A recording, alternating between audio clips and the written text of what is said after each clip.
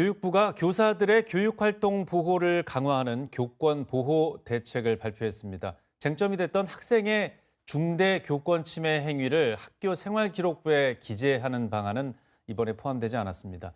이번 주 1타 시사에서 관련 내용 정리하겠습니다. 오늘은 김주원 강원도 교육청 행정심판위원 그리고 손민정 강원교사노조 위원장 함께하겠습니다. 안녕하십니까? 네, 안녕하십니까? 안녕하세요. 네. 자, 먼저 교육당국이 이번 정부에 처음 내놓은 교권 보호 대책에 대해서 전반적인 평가를 김주원 위원님께서 먼저 해주시죠. 네. 그 교권 대책을 서희초 사건 이후에 발표를 몇 번 했는데 네. 이번에도 알맹이는 없는 것 같습니다. 네.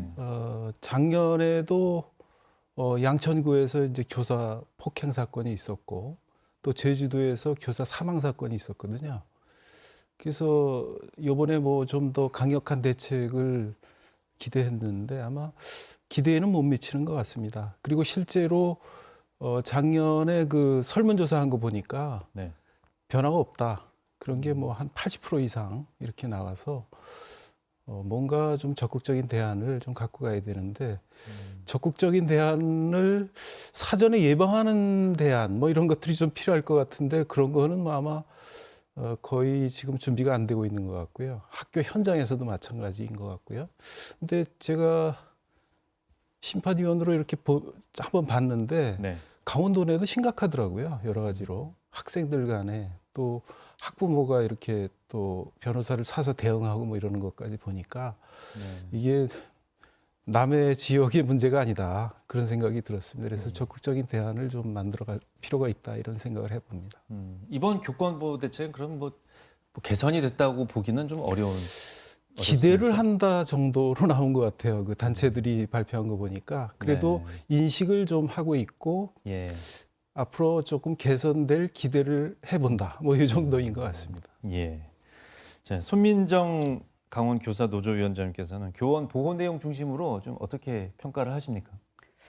이번 핵심 내용을 살펴보면 중대 침해 사안에 대해서는 교육청에서 고발 절차를 좀 강화하도록 하고요. 네. 또 특임인원이나 중대 침해 사안에 대해서는 학교장 조치 권한을 좀 강화해서 즉각적으로 대응할 수 있도록 하는 절차를 좀 마련했거든요. 네. 이런 부분은 사실 그동안 학교에서 계속해서 요구해 왔던 부분이고 현장의 의견이 많이 반영된 것으로 보입니다. 그리고 또 민원 같은 경우에도 교사 개인 연락처로 민원을 응대하는 것이 아니라 네. 학교와 교육청이 기관 차원에서 대응하도록 한다는 게 기본 방침이거든요. 네. 2023년부터 이제 저희가 줄곧 현장에서 제기해왔던 문제가 이게 교사 개인의 문제가 아니다. 기관 차원의 대응을 해달라. 라고 계속 요구해 왔는데 이번 정책에 드디어 이제 좀 이런 현장 의견이 담겼다는 점에서 굉장히 의미 있다고 봅니다. 예.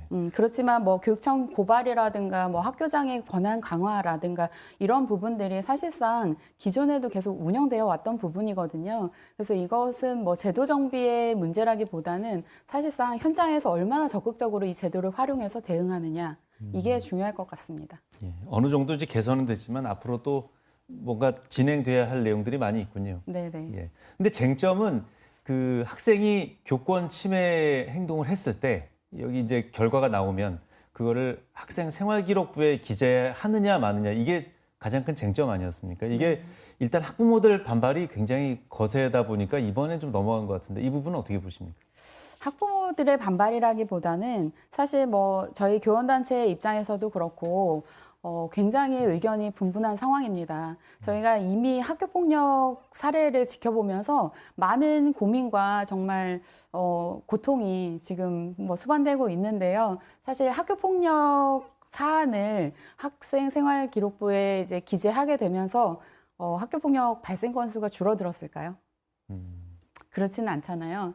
지금도 지속적으로 이제 증가하고 있는 상황이라 양쪽의 의견이 저는 다 일리가 있다고 보는데요. 일단 이 학생부에 기록을 해서 기재를 해서 교육활동 침해에 대한 경각심을 좀 높여야 된다. 네. 그리고 강력 대응도 좀 필요하다라는 필요성 제기에는 저도 공감하는 부분이 있고요. 그렇지만 학교폭력 사례처럼 이게 이제 교육활동 침해가 인정이 됐을 경우에 이게 학생부에 기재가 된다라고 하면 이것을 피하기 위해서 학부모 입장에서는 또 행정소송이나 행정심판 네. 또는 역으로 교사를 아동학대로 신고하는 등의 대응을 할 거라고 봅니다. 그러면 오히려 이 강력 대응하려고 했던 부분이 교사를 더욱 힘들게 만드는 상황이 되지 않을까 하는 우려가 더 큰 상황이고요. 예. 사실 처벌보다는 우리가 서로 신뢰관계를 바탕으로 정말 교권을 보호하고 학생의 학습권을 지키고 교사가 학교를 좀 신뢰할 수 있도록 이렇게 좀 사회적 합의를 이끌어내는 게 중요하지 않나 싶습니다. 예, 이제 부작용도 좀 무시 못하는 부분이 있군요. 네. 예. 위원님께서 보시기에는 그 학생 생활기록부의 기재 여부에 대해서는 어떻게 보십니까? 기재 여부는 사실은 좀 저는 뭐 필요하다는 입장에 예, 있는데 더 강경하신데요, 선생님들보다? 저는 예. 아니 이제 제가 그 실태를 보니까 그렇습니다. 예. 왜냐하면 초등학교, 중학교, 고등학교 보니까 중학교가 이 사고가 많아요. 초등학교는 이제 선생님이 컨트롤할 수 있는 거고 네. 중학교는 질풍노도 사춘기 아이들이 많잖아요. 그러다 보니까 사고가 굉장히 많은데 고등학교는 또 적어요. 고등학교는 이제 자기가 대학을 가야 되고 학생들이 그러니까 또 생활기록부도 중요하고 그래서 오히려 이제 고등학교는 적은데 중학교가 많거든요.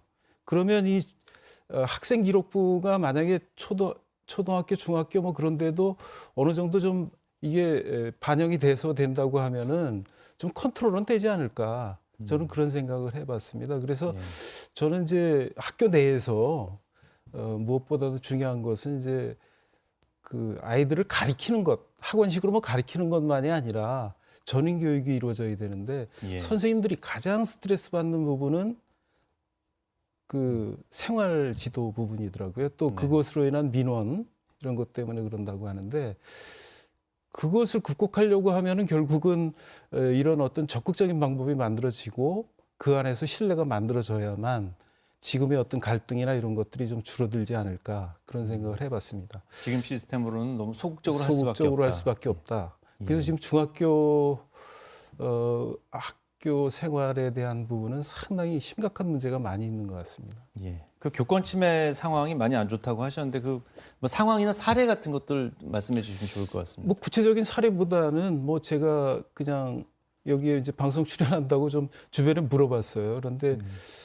중학교의 경우에는 학생들을 타치하기 어렵다고 그럽니다. 선생님들이 실제로 뭘 지도를 하려고 해도 말도 안 듣고 네. 그래서 상당히 애로사항이 많다고 하는데 저는 뭔가 조금 적극적인 대안들이 만들어져야 되는데 지금 학교 자치 또는 이 학교 생활에 대한 어떤 학습권에 대한 보장 이런 것들이 좀 이루어지려고 하면 지금 우리의 그 교육 자치 이 문제에 대한 부분을 조금 적극적으로 개선해야 된다고 생각됩니다.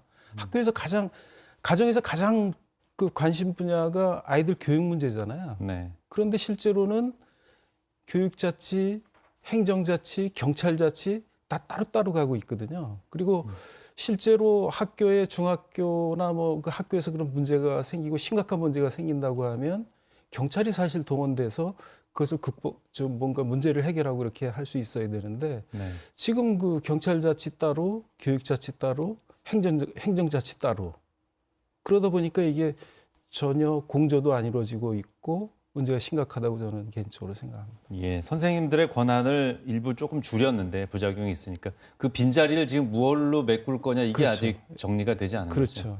예.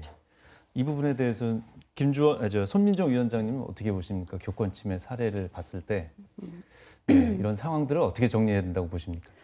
일단 사실 뭐 상황을 정리하기는 좀 어렵고 실질적인 사례를 살펴보면 일단 예전에는 교사에 대한 폭행, 폭언이 대표적인 사례였거든요. 근데 네. 최근 이제 강원도에서도 일어나고 있는 교권 침해 사안을 주로 살펴보면 디지털 기반으로 해서 불법 촬영물이나 딥페이크 영상물을 제작해서 디지털 기반 교권 침해가 급속도로 확산되고 있고 이런 경우에는 사실 선생님이 이 사안을 인지하기도 어려울 뿐만 아니라 그 사안을 입증하는데도 좀 어려움이 있습니다. 네. 그리고 이제 최근 뭐 학생들이 생성형 AI 활용이 확산되고 있는데 네. 이를 통해서 이제 학습 뭐 수행평가 결과물을 제출하거나 하는 부분에서 사실은 이제 교사의 지도가 있을 경우에 정서적 아동학대로 신고한다던가 네. 하는 부분에 있어서는 예.